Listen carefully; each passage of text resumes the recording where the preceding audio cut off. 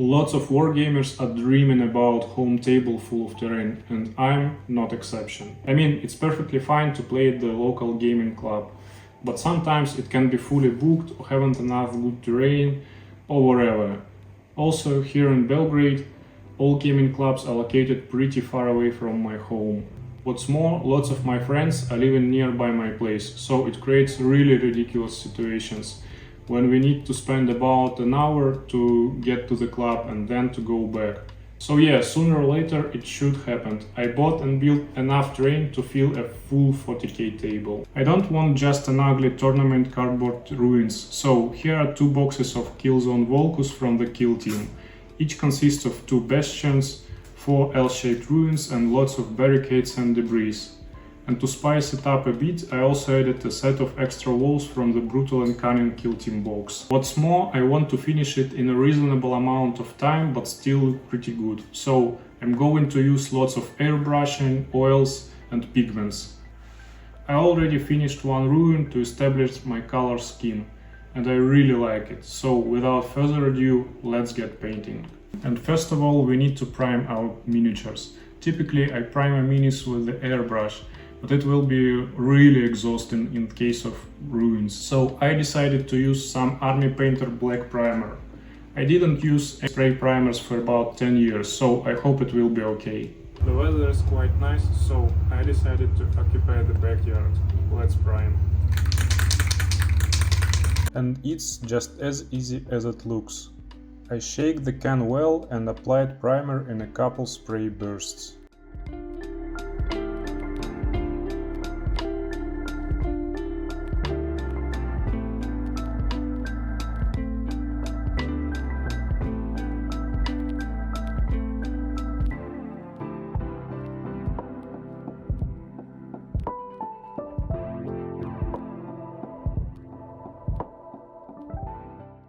And now, when our ruins are primed and fully dried, it's time for some good old airbrushing.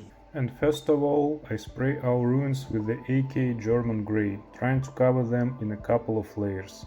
It can look almost black, but in reality it's quite interesting color with some blue in it.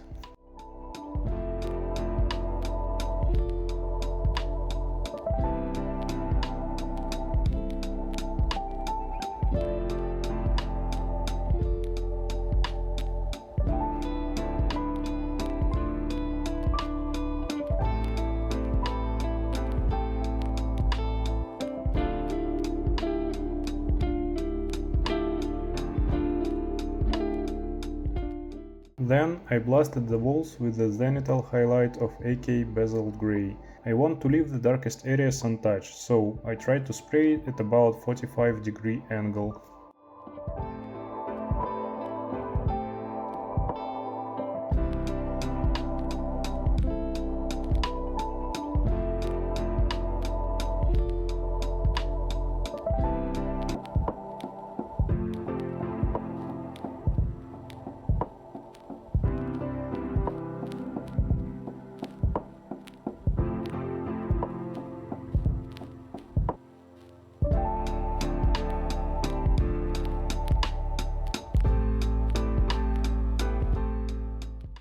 And finally, I spray the AK medium sea grey precisely on the inner areas of the wall to catch more attention. It's rich, light grey tone with a hint of green in it, so it will interact well with our brown-yellow oils and create interesting contrast in future.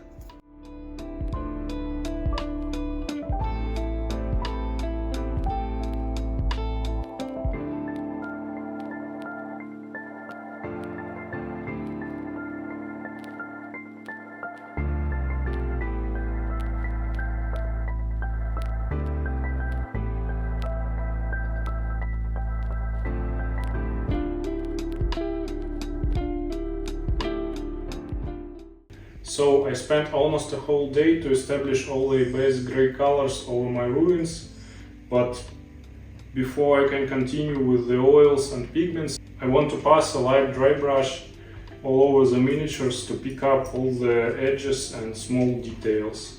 And for the dry brushing I used our last highlight color, AK Medium Sea Grey. The color applied by airbrush are not as strong as when you apply it by a regular brush, so the jump in tone here will be significant.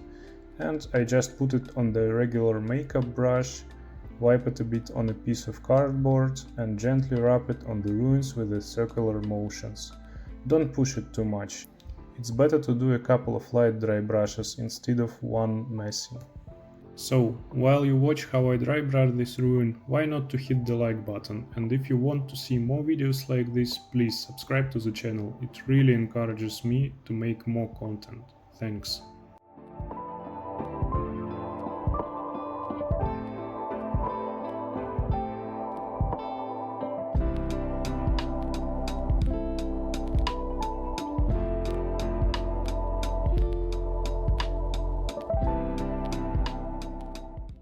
And now all the tiny details and corners are defined on our ruins, but it will be too boring to paint it just pure grey. So I decided to make some elements metal, all these pipes, tubes and weird machinery, so at first I need to establish a dark undertone for them and I will airbrush it. I tried to blast the AK Tenebrouse Grey as precise as possible, but don't worry about a little overspray. It will look fine with all the pigments and oils we used in future. I tried to paint it with the regular brush on the taste ruin and it took me forever.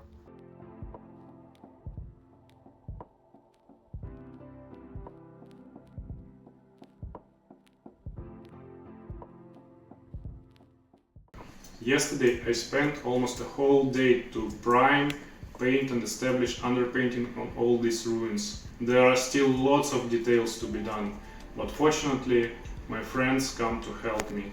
So, with the help of Yakov and Ivan, I continued this epic journey, and first of all we need to pick all the metal elements. We used AK gunmetal for the iron details and mix of AK brass and old gold for the pipes and different cables. To create a worn irregular look, we applied these colors with the sponges, and then fixed it with the regular brushes. After all metal elements were established, we decided to add some extra color punch to make ruins not so boring. We slapped some greens, reds, blacks and yellows over numerous details such as doors, buttons, pipes, cables, containers and much more. And finally we started to apply oil paints. We used mix of some burnt umber and Starship Filth by Abteilung 502 to create dark grey tone with hints of green and brown in it. We diluted it with white spirit to wash consistency so it flows in all recesses. Then applied it all over the ruins. By the time we finished with the last element of terrain it was dried enough, so we start to wipe the excess of oils with the makeup sponges. Yesterday, with the help of my friends, I managed to finish all the little details on these ruins and even apply some oils. And it was really exhausting. There are a ton of small details, all these pipes, tubes, cables. So we spent almost 8 hours of work to get to this stage. I left the oils to dry overnight and now I can continue to work. As a final step, I wanted to apply some pigments. First one, Vallejo Natural Umber. I mixed it up in a cup with some water and then applied it in the recesses on the upper facing areas of the terrain. I think this brown desaturated color is really good to simulate some consecrate dust all over the ruins.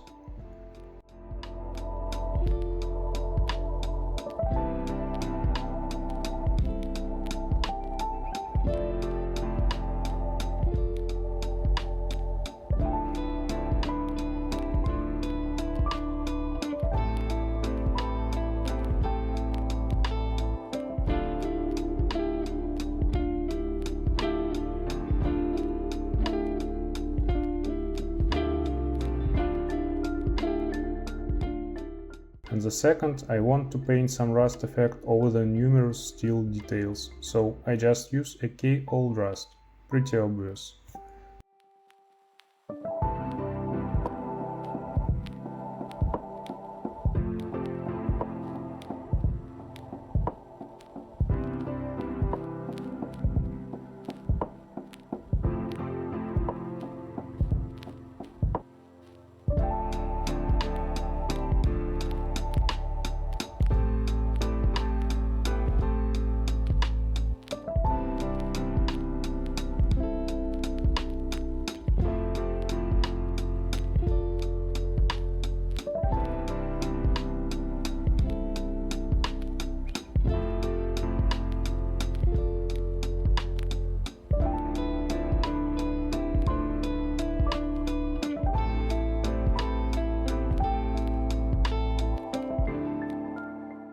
Then I applied some watered down AK Turquoise over the brass elements to simulate oxidation.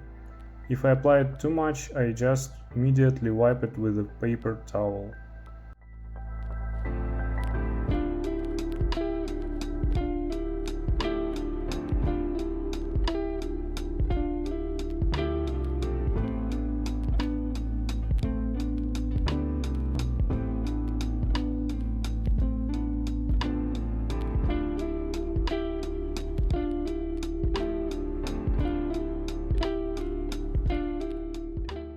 Finally, I decided to blend some pigments with the makeup sponges.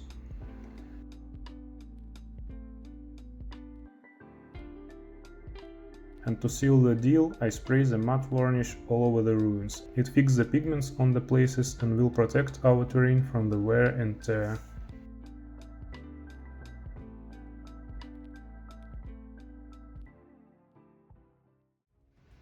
Finally, it's done. So, I immediately decided to set up my new board, and let me say that it looks like a proper war-torn imperial city.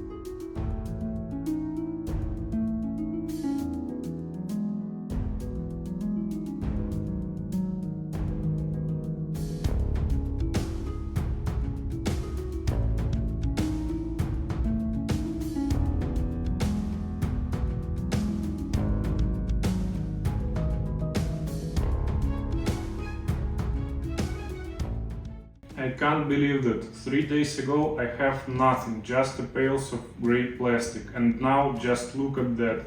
I have a whole 40k table full of terrain, and it looks gorgeous. I can't wait to test it and play on this board like 40k, Kill Team or whatever other game. I hope this video was helpful for you.